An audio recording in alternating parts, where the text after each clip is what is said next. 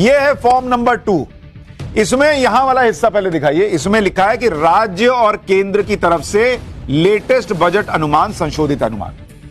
तो इसमें पहले से जो वोटर होगा उसको पहले से यह भरा हुआ मिलेगा कि अभी राजस्व प्राप्तियां कितनी है, मतलब जिस राज्य में चुनाव हो रहा है वहां पर कितना पैसा जो है वो राज्य के बजट के पास आता है, रेवेन्यू कितना है। तो ये रेवेन्यू आपके पास लिखा हुआ आपको मिल जाएगा। अब कितना खर्च राज्य ऑलरेडी कर रहा है ये भी आपको पहले से लिखा मिलेगा। उस राज्य के ऊपर उधार कितना है ये भी लिखा हुआ मिलेगा।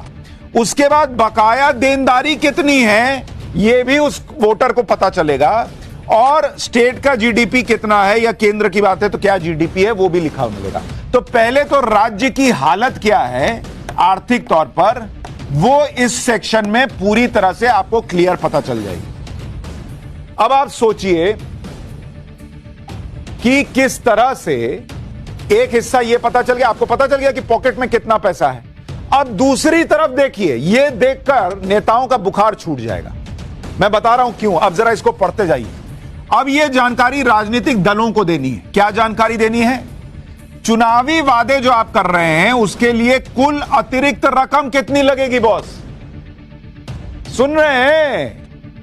अब बताना पड़ेगा कि इतना तो पैसा आपके पास है, लेकिन ये जो वादा किए हो इसके लिए अतिरिक्त रकम कितनी लगने वाली है। फिर उसके बाद 8.1 नंबर कॉलम है, इसमें चुनाव आयोग को आपको भर के देना होगा, जो वोटर के पास जाएगा, कि ये जो अतिरिक्त रकम लगेगी उसका सोर्स क्या होगा, कहां से लाओगे पैसा। बड़ा बड़ा बोल दिए फ्री ये देंगे, फ्री वो देंगे, सोर्स क्या होगा। और सोर्स में भी ऑप्शन दिया गया है, क्या टैक्स बढ़ाओगे, नया टैक्स लगाओगे, विनिवेश करोगे। यानी आपको बताना होगा वोटर को। अभी तो मान लीजिए आप कह दिए कि हम ये कर देंगे, वोटर ने दे दिया, उसके बाद उसका लगता अरे ये तो टैक्स बढ़ा दिए, अरे ये तो एक्स्ट्रा टैक्स लगा दिए। नहीं, उसी वक्त बताओ वोट लेने के पहले कि टैक्स बढ़ाओगे, एक्स्ट्रा टैक्स लगाओगे या विनिवेश करोगे। या फिर ये बताओ कि खर्चों में कटौती करोगे, कहां से करोगे वो बताओ, या अतिरिक्त उधार लोगे वो भी बताओ, या कोई अन्य तरीका है तो वो भी बताओ। कोई जादू की छड़ी रखे हो तो घुमाने वाले हो तो वो छड़ी के बारे में बताओ। चुनावी वादे पूरा करने के लिए कितने सोर्स लगाओगे वो भी बताओ। इतना ही नहीं, फिर उसके बाद जीडीपी का अनुमान क्या रह जाएगा जरा वो भी बताओ। और चुनावी वादे का वित्तीय हालत पर असर क्या पड़ेगा, अतिरिक्त उधार कितना बढ़ जाएगा ये भी बताओ, और जीडीपी के अनुपात में कर्ज कितना हो जाएगा ये भी बताओ। अब ये वो फॉर्म है बॉस जो राजनीतिक पार्टियों की नींद उड़ा देगा, क्योंकि नेता बोल के निकल जाते हैं। इतना डिटेल तो उन्होंने सपने में भी अगर देख लें तो हड़बड़ा के उठ जाएंगे, इतना डिटेल बताना होगा। चुनाव आयोग ने फॉर्म बना दिया। अब अभी तो हम ही लोग पत्रकार पूछते थे और हम में भी कुछ ही लोग पूछते थे, अब चुनाव आयोग ने यह नया फॉर्मेट बनाने का मन बनाया। अच्छा, अभी भेजा है नेताओं को, जरा बताओ ये कर भर के दोगे।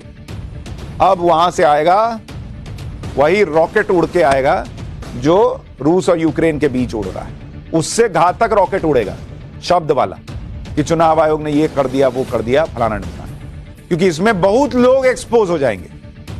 कहने को तो सब बड़ा बड़ा फेंक देते हैं, जब डिलीवरी में कैसे डिलीवर करोगे एकदम खुला खेल हो जाएगा। चुनाव आयोग ने यह फॉर्मेट सभी मान्यता प्राप्त राजनीतिक दलों को भेज दिया है ताकि वो 19 अक्टूबर तक इस पर अपनी राय दे सकें। इसके बाद चुनाव आयोग मॉडल कोड ऑफ कंडक्ट के पार्ट 8 के सब पैरा 3 के सेक्शन 3 को संशोधित करेगा। अगर राजनीतिक दलों की तरफ से कोई जवाब नहीं आया तो यह मान लिया जाएगा कि राजनीतिक दलों को इस पर कुछ नहीं कहना है। तो कुछ नहीं कहना तो हम जो करना कर देंगे, तो इसलिए तो कहना ही पड़ेगा। और जब कहेंगे तो जो विरोध करेगा वो फंसेगा, जो विरोध नहीं करेगा वो डबल फंसेगा। तो ऐसा चकरघिन्नी बना दिया है चुनाव आयोग कि कई नेता जो हैं वो फ्री जो राजनीति करते थे, जो भी अलग अलग पार्टी के, वो सब फ्री में फंसने वाले हैं।